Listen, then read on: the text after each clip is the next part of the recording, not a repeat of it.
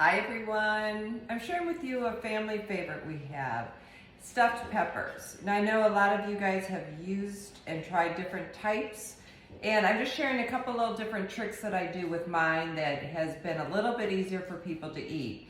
And the main thing is what I do, instead of making the bowls for the stuffed pepper, I actually cut up my peppers. I just found that the consistency of it gets a little bit different while it's baking, so they're a little bit softer, and people will tend to eat that. I just know a lot of times in our family, people would always leave the peppers, and even though it's great that the peppers flavor the meal, we just weren't getting the benefit of eating the peppers. So that's probably one of the biggest things that I do. I don't have to blanch my pepper either beforehand by doing it this method. So I just make small dice of those. I also do not use green peppers. Green peppers tend to have a little bit more of a bitter taste to them. So I only do red, yellows, or oranges in my cooking with this. And so what I'm doing is I'm just starting with my pot, and I'm gonna put in all my peppers. And then I did ground up some beef and got that cooking, so I'm just gonna throw this in here. Again, it's really easy because you're just throwing it all in one pot, mixing it all in here. And I'm gonna salt and pepper while I'm here. And I will add onions. You can also do your onions while you're cooking your ground beef if you want, but I use more of a green onion instead of an onion. I just like it's a little bit more of a sweeter taste to my onions if it's that way, so I just put a little bit of onions in here. I also use Italian seasonings. You can use basil, you can use oregano, just something to perk it up a little bit. So I've got probably about a teaspoon or so of Italian seasonings in here. I do want to mention though, because everybody knows I do love my fresh herbs. I will not bake, I'm not going to say never, but really I do not bake with fresh herbs. It gets a little more bitter to the herbs if you're baking that, and it also, the texture of it is not real pretty. So I always finish with fresh herbs, but I do not bake with my fresh herbs. So I just wanted to throw that out. The other thing too, I had some gorgeous tomatoes in the garden. So I'm actually had these, so I'm just throwing them in here. The size of these grapes are perfect, so you can do that if you have those, or find them, or you can even do the little bit bigger ones if you want, or cut up your own tomato, because I do have some fresh tomatoes that I can cut up. I also wanted to share with you, the cans of diced tomatoes are fabulous. And the reason I like to use this a lot is because of the liquid that's in here. It helps cook the rice a little better to keep your rice really nice and while it's baking. So I actually really do like to use, and I dump the whole thing in there of the diced tomatoes. But I still do add fresh tomatoes into this. So I'm dumping the whole thing in there.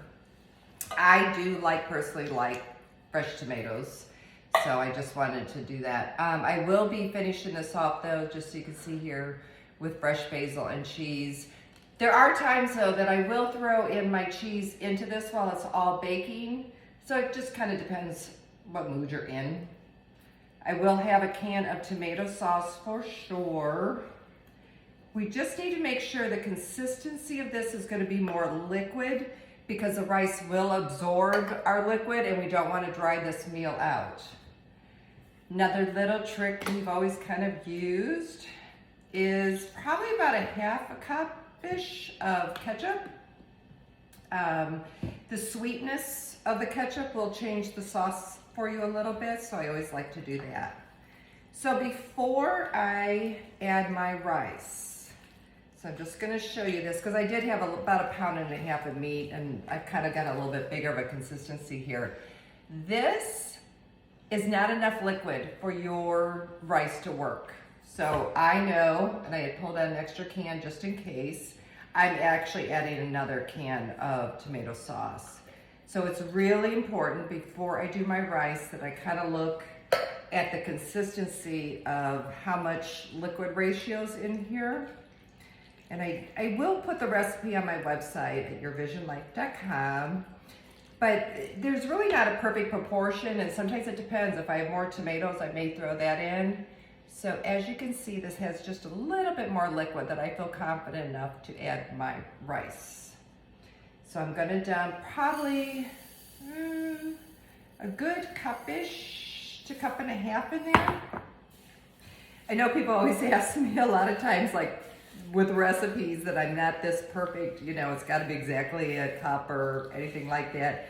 And I think that's one of the things that as you're having fun with this and you're learning how to cook, or just as you're changing up new recipes, I really, I look at my food. I look at kind of proportions, and I don't, like, here's just a suggestion. Like, I might change this up into a Mexican, more of a Mexican rice. So what I would actually do is add some corn in here.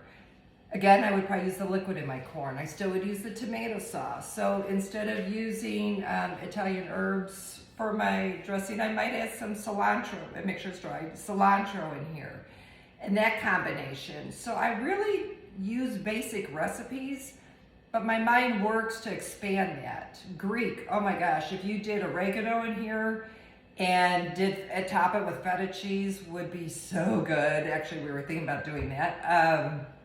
And kind of more in that Greek end. So again, you will hear me talk about different cuisines with kind of the same basic recipes. That's why I don't have this perfect amount. I will tell you closely what I do, but I also want to make sure as a tip that you will see that the consistency will be in this. I will bake this at 350. I will probably check it about halfway through to make sure I didn't put too much rice in there, or if I need to add more of a liquid in there, I'd either grab another can of tomato sauce, I might add a little bit more ketchup, just so I know that my rice and everything, and it's not gonna get real dry, because I really like my stuffed peppers to be really moist, and people tend to like it better that way. So I will check this in about a half hour. Any questions, please ask. Take care.